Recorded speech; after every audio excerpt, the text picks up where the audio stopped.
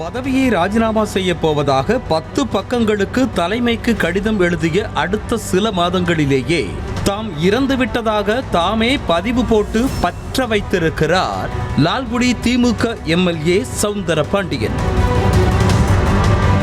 திருச்சி மாவட்டம் லால்குடி தொகுதியில் 2006ஆம் ஆண்டு தொடங்கி தொடர்ந்து 18 வருடங்களாக எம்எல்ஏவாக இருந்து வருகிறார் சவுந்தரபாண்டியன்.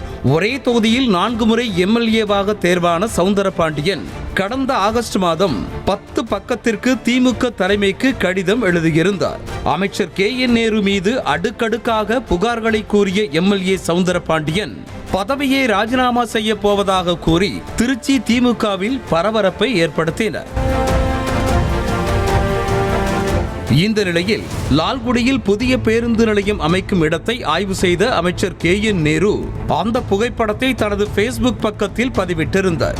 அமைச்சரின் பதிவுக்கு கீழேயே தாம் இறந்துவிட்டதாக தனது அதிகாரப்பூர்வ ஐடியில் இருந்தே கமெண்ட் போட்டு அதிர வைத்தார் எம்எல்ஏ சவுந்தரபாண்டியன்.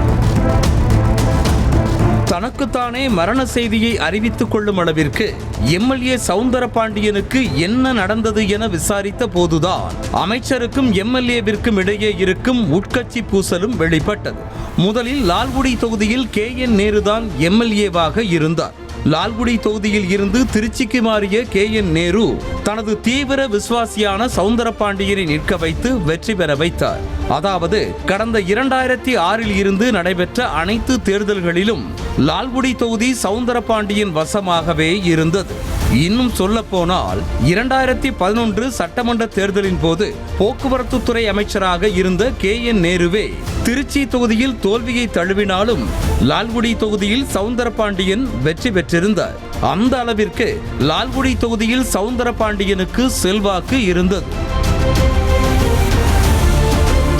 ஒரு கட்டத்தில் என்னதான் 4 முறை வெற்றி பெற்றாலும் அமைச்சர் நேருவின் உத்தரவிற்கு அடிபணிந்துதான் நடக்க வேண்டும் என்பது சவுந்தரபாண்டியனுக்கு ஆதங்கமாக மாறியிருக்கிறது.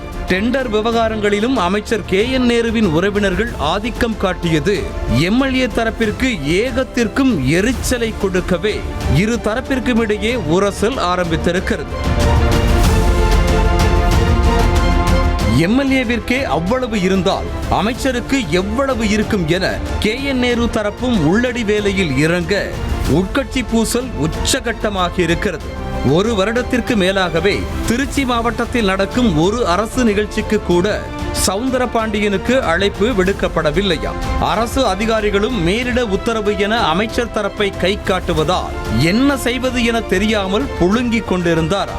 அமைச்சர் பாராமுகம் காட்டியது, அரசு நிகழ்ச்சிகளில் ஓரம் கட்டியதை இவ்வளவு நாளாக பொறுத்து கொண்டாலும் சொந்த தொகுதியான லால்குடியில் நடக்கும் நிகழ்ச்சிகளுக்கு கூட அழைக்காமல் ஒட்டுமொத்தமாக புறக்கணித்த ஆதங்கம்தான் தனக்குத்தானே RIP போஸ்ட் போடும் அளவிற்கு எம்எல்ஏ சவுந்தரபாண்டியனை தள்ளியதாக சொல்லப்படுகிறது.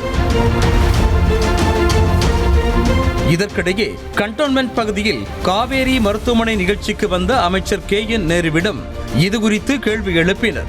எம்எல்ஏவை அழைத்து நேரில் பேசிவிட்டதாக கூறிய அமைச்சர் KN நேரு அடுத்த கேள்விக்கு கோபத்துடன் கடுகடுப்பில் பேசிவிட்டு புறப்பட்டு விட்டார். எம்எல்ஏ சவுந்தரபாண்டியன் ஒரு பதிவு ஒன்று போட்டுருந்தாரு சார், அதுக்கு உங்களோட கருத்து என்ன சார்? ஒன்றும் இல்லை, அவர்கிட்டலாம் பேசுகிறோம். அதெல்லாம் ஒன்றும் இல்லை. ராஜினாமா தம்பி போயா.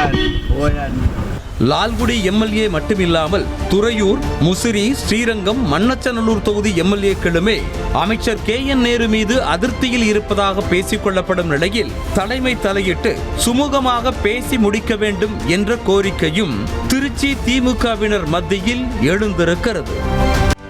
செய்திகளை உடனுக்குடனும் துல்லியமாகவும் தெரிந்து கொள்ள சப்ஸ்கிரைப் பண்ணுங்க.